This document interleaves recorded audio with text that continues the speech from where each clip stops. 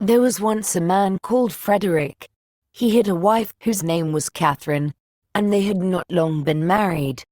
One day Frederick said, "Kate, I am going to work in the fields. When I come back I shall be hungry, so let me have something nice cooked, and a good draught of ale." "Very well," said she, "it shall all be ready." When dinner time drew nigh, Katherine took a nice steak, which was all the meat she had, and put it on the fire to fry. The steak soon began to look brown, and to crackle in the pan, and Katherine stood by with a fork and turned it. Then she said to herself, "The steak is almost ready. I may as well go to the cellar for the ale." So she left the pan on the fire and took a large jug and went into the cellar and tapped the ale cask. The beer ran into the jug and Katherine stood looking on. At last it popped into her head, "The dog is not shut up. He may be running away with the steak. That's well thought of." So up she ran from the cellar, and sure enough the rascally cur had got the steak in his mouth, and was making off with it. Away ran Katherine, and away ran the dog across the field, but he ran faster than she, and stuck close to the steak. "It's all gone, and what can't be cured must be endured," said Katherine. So she turned round, and as she had run a good way and was tired, she walked home leisurely to cool herself. Now all this time the ale was running too, for Katherine had not turned the cork, and when the jug was full the liquor ran upon the floor till the cask was empty. When she got to the cellar stairs she saw what had happened. "My stars," said she, "what shall I do to keep Frederic from seeing all this slopping about?" So she thought a while, and at last remembered that there was a sack of fine meal bought at the last fair, and that if she sprinkled this over the floor it would suck up the ale nicely. "What a lucky thing," said she, "that we kept that meal. We have now a good use for it." So away she went for it, but she managed to set it down just upon the great jug full of beer, and upset it. And thus all the ale that had been saved was set swimming on the floor also. "Ah well," said she, "when one goes another may as well follow." Then she strewed the meal all about the cellar, and was quite pleased with her cleverness, and said, "How very neat and clean it looks." At noon Frederic came home. "Now, wife," cried he, "what have you for dinner?" "Oh, Frederic," answered she, "I was cooking you a steak, but while I went down to draw the ale, the dog ran away with it, and while I ran after him, the ale ran out. And when I went to dry up the ale with the sack of meal that we got at the fair, I upset the jug, but the cellar is now quite dry, and looks so clean." "Kate, Kate," said he, "how could you do all this? Why did you leave the steak to fry, and the ale to run, and then spoil all the meal?" "Why, Frederic," said she, "I did not know I was doing wrong. You should have told me before."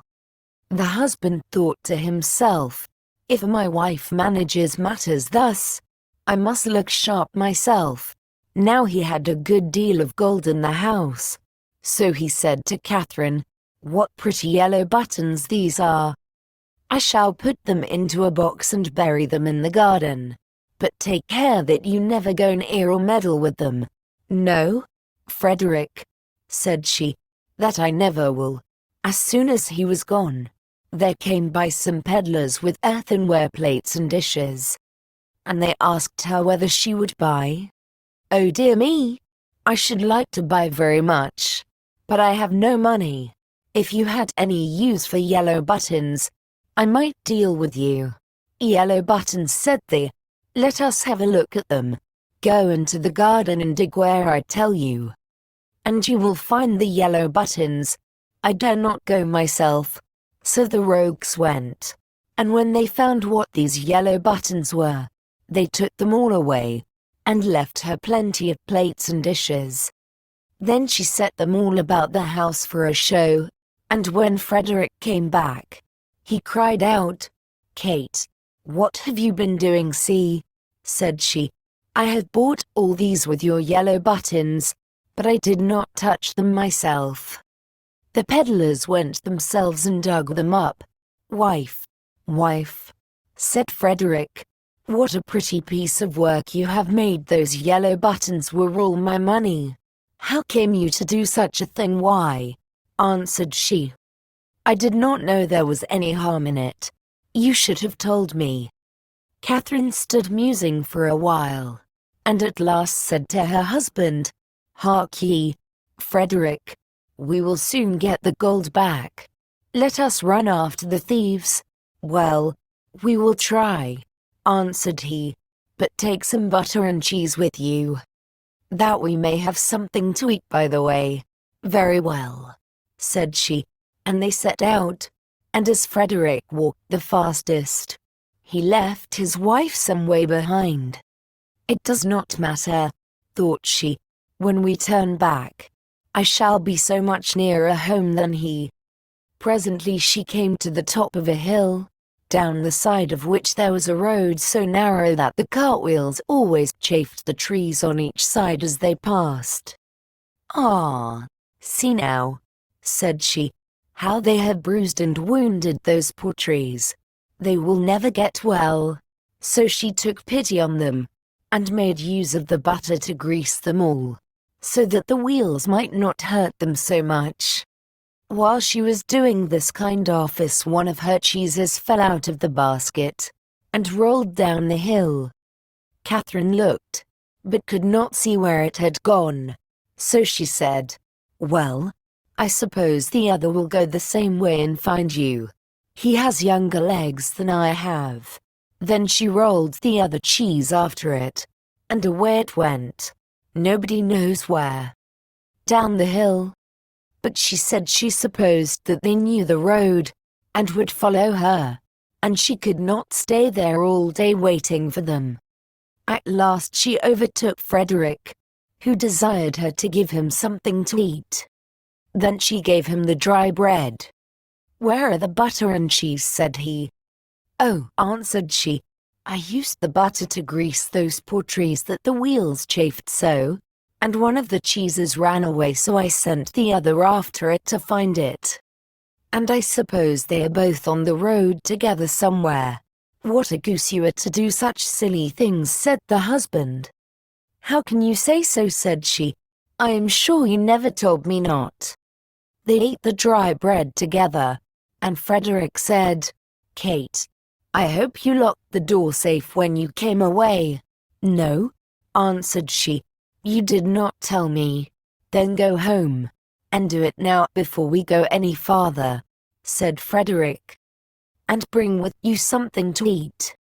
Catherine did as he told her, and thought to herself, "By the way, Frederick wants something to eat, but I don't think he is very fond of butter and cheese. I'll bring him a bag of fine nuts, and the vinegar, for I have often seen him take some." When she reached home, she bolted the back door, but the front door she took off the hinges, and said, "Frederick told me to lock the door, but surely it can nowhere be so safe if I take it with me." So she took her time by the way, and when she overtook her husband she cried out, "There, Frederick, there is the door itself. You may watch it as carefully as you please." "Alas, alas," said he, "what a clever wife I have. I sent you to make the house fast, and you take the door away, so that everybody may go in and out as they please. However, as you have brought the door, you shall carry it about with you for your pains." "Very well," answered she. "I'll carry the door, but I'll not carry the nuts and vinegar bottle also. That would be too much of a load. So if you please, I'll fasten them to the door." Frederick of course made no objection to that plan, and they set off into the wood to look for the thieves, but they could not find them, and when it grew dark, they climbed up into a tree to spend the night there. Scarcely were they up, Then who should come by but the very rogues they were looking for? They were in truth great rascals, and belonged to that class of people who find things before they are lost. They were tired, so they sat down and made a fire under the very tree where Frederick and Catherine were. Frederick slipped down on the other side, and picked up some stones. Then he climbed up again, and tried to hit the thieves on the head with them, but they only said, "It must be near morning, for the wind shakes the fir apples down." Catherine, who had the door on her shoulder, began to be very tired, but she thought it was the nuts upon it that were so heavy, so she said softly, "Frederick, I must let the nuts go." "No," answered he, "not now. They will discover us. I can't help that. They must go." "Well, then, make haste and throw them down, if you will." Then away rattled the nuts down among the boughs, and one of the thieves cried, "Bless me, it is hailing." A little while after, Catherine thought the door was still very heavy, so she whispered to Frederick, "I must throw the vinegar down." "Pray don't," answered he, "it will discover us." "I can't help that," said she. "Go it must." So she poured all the vinegar down, and the thieves said, "What a heavy dew there is." At last it popped into Catherine's head that it was the door itself that was so heavy all the time, so she whispered, "Frederick, I must throw the door down soon." But he begged and prayed her not to do so, for he was sure it would betray them. "Here goes, however," said she, and down went the door with such a clatter upon the thieves, that they cried out murder, and not knowing what was coming, ran away as fast as they could, and left all the gold. So when Frederick and Catherine came down, there they found all their money safe and sound.